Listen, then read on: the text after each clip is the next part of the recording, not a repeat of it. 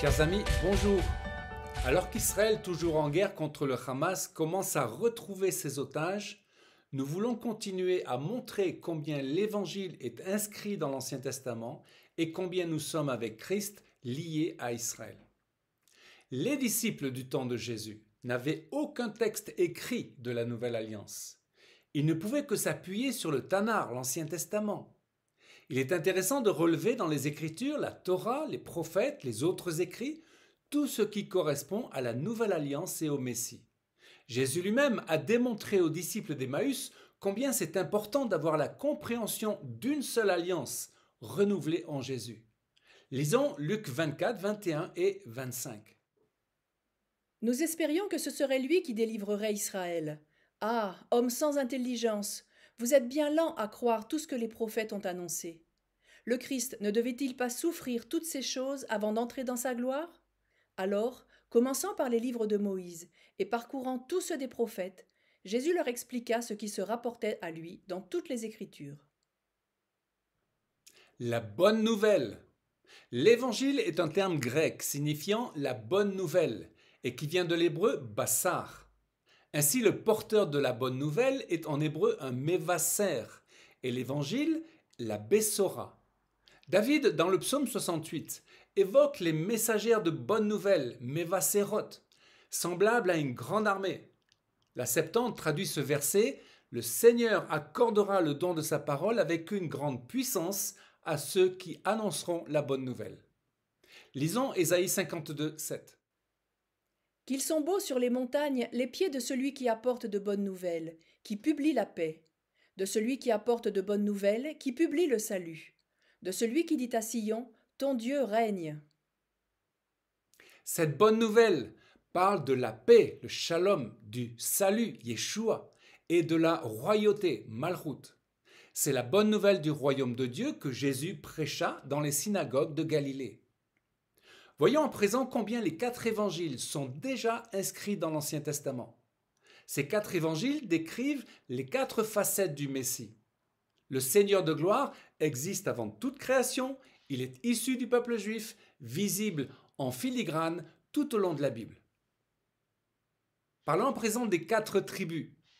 On peut voir la description des tribus d'Israël en Nombre chapitres 2 et 10. Le peuple juif est sorti de l'Égypte, a franchi la mer Rouge, a reçu la Torah, les instructions de Dieu, et il se dirige vers Canaan, le pays promis. C'est comme une armée, avec les 12 tribus qui se met en marche sur l'ordre de Dieu quand la nuée se lève. Lisons Nombre 10, verset 11. Le 20e jour du 2e mois de la seconde année, la nuée s'éleva de dessus le tabernacle du témoignage. Les enfants d'Israël partirent du désert du Sinaï, selon l'ordre fixé pour leur marche. La nuée s'arrêta dans le désert de Paran. Ils firent ce premier départ sur l'ordre de l'Éternel par Moïse.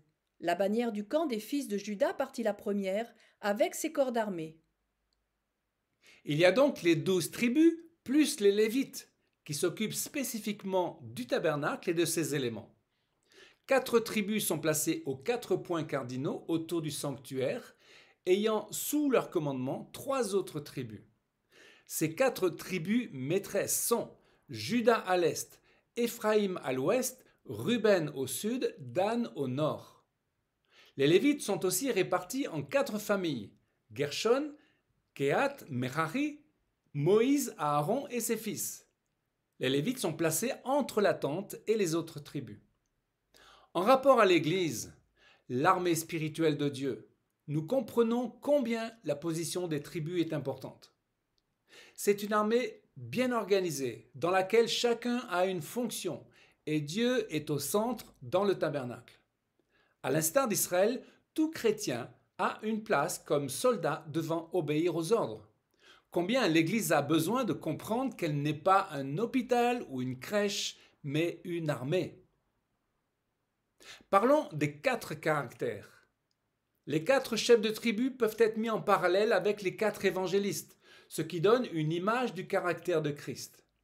Judas, il est le lion royal, il correspond à Matthieu qui parle du royaume et donc du caractère royal de Christ.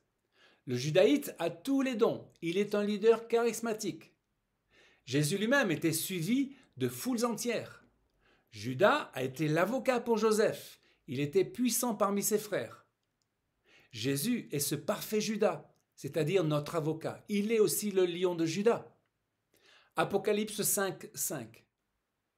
Alors l'un des anciens me dit, ne pleure pas, car le lion de la tribu de Juda, le rejeton de la racine de David, a vaincu pour ouvrir le livre et ses 7 sceaux. Éphraïm, son symbole est le bœuf, comme Marc qui parle de Jésus comme serviteur. Éphraïm a comme sens doublement fécond, double portion d'héritage, ceux qui portent du fruit. Josué était un Éphraïmite, parfait exemple du serviteur de Moïse, humble, intègre, obéissant. Ces qualités feront de lui un leader. Éphraïm, comme fils de Joseph, obtiendra la primauté. Et Jésus est le Joseph vendu pour 30 deniers, il sera le roi de toutes les nations. Samuel et Anne, sa mère, furent 2 grands Éphraïmites. On sait combien Anne était consacrée à Dieu. Et Samuel devint le grand prophète comme Moïse, conférant l'onction aux rois Saül et David. Samuel avait l'autorité, il faisait bouger la main de Dieu. Marc 10, 45.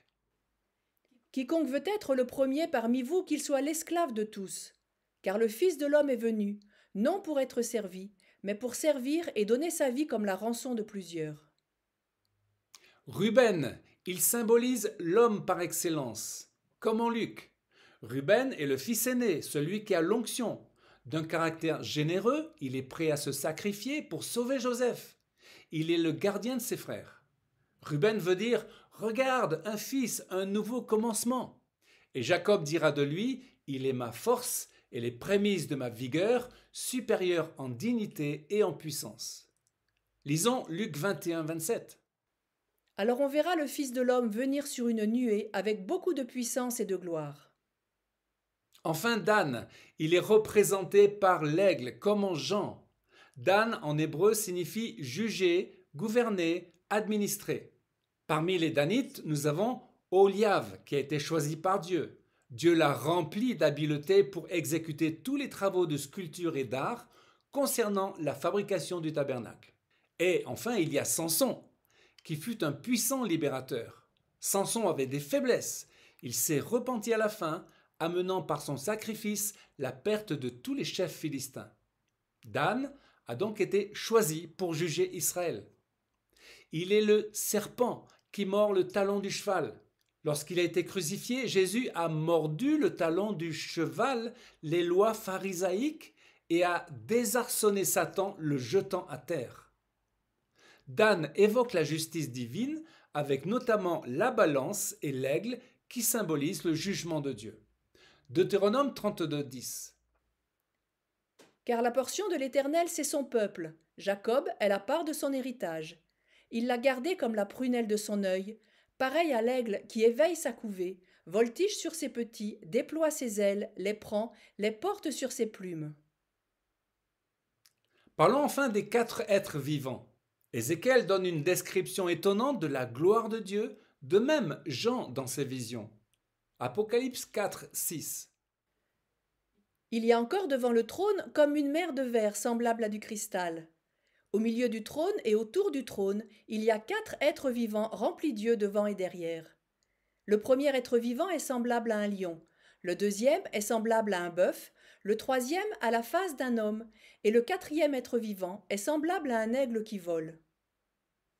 On discerne avec les créatures célestes et les symboles des 4 tribus, mis en parallèle avec les 4 évangiles, des parallèles étonnants qui dévoilent la dimension et la richesse du caractère de Christ. Il est le Seigneur de gloire, il est le Messie devant établir sa royauté sur le monde. Quelle exubérance, quelle folie, c'est la gloire de Dieu. Lisons les évangiles à la lumière de cette belle folie. La croix est à la fois un scandale et une épée. La prédication de la croix, dit la parole, est une folie pour ceux qui périssent, mais pour nous, elle est puissance de Dieu.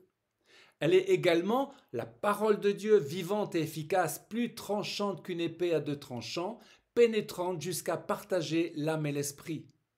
Chers amis, laissons-nous pénétrer par la parole de l'Éternel et soyons sensibles à la présence douce et vivante de Jésus, qui est à nos côtés et qui nous écoute. Amen.